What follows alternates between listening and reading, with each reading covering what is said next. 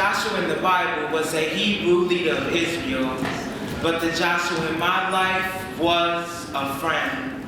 With a heart the size of Goliath's fist, even though he had the dauntlessness of David, he was a black Caucasian boy who had reddish-brown hair, apricot skin, and freckles, but had a personality more ebonized than a Haitian skin under the thriving Hispaniola sun. He was that Africanized just to be an amateur in a neighborhood where guns amputated lives from earth, faster than paramedics did in African-American mercenary slaves. He was simply a soldier, saturated in a society that suited him perfectly.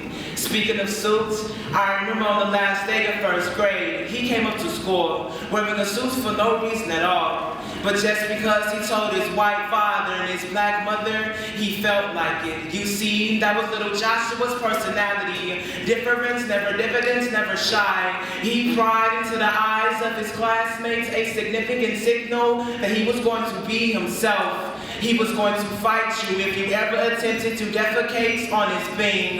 In simpler terms, he was a fighter, though he soon got into a fight that he couldn't beat.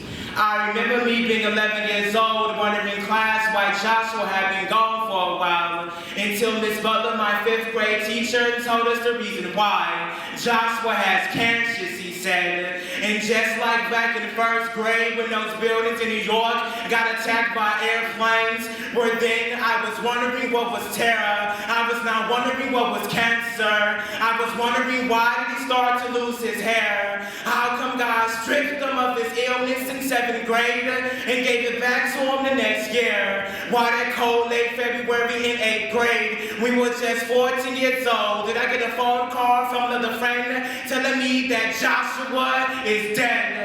I then started wondering why did my friend, one of Earth's angels, had to be exiled from this world after climbing that rope dropped from heaven in God's hands, after the whole 8th grade class walked across that slick ice sidewalk to that Chapel of Concordia.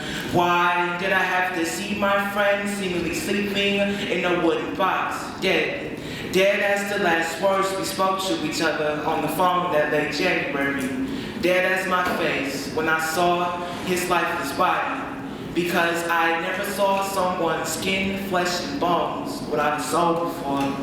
I realized at that moment, I can sincerely say, I momentarily became an atheist. Due to the fact I was wondering how could God take away such a selfless person? How could God call for the closure of his precious life's curtain? Soon, though, I remembered something valuable. I told myself that Joshua in the Bible was a Hebrew leader of Israel, but the Joshua in my life was a friend. Do that.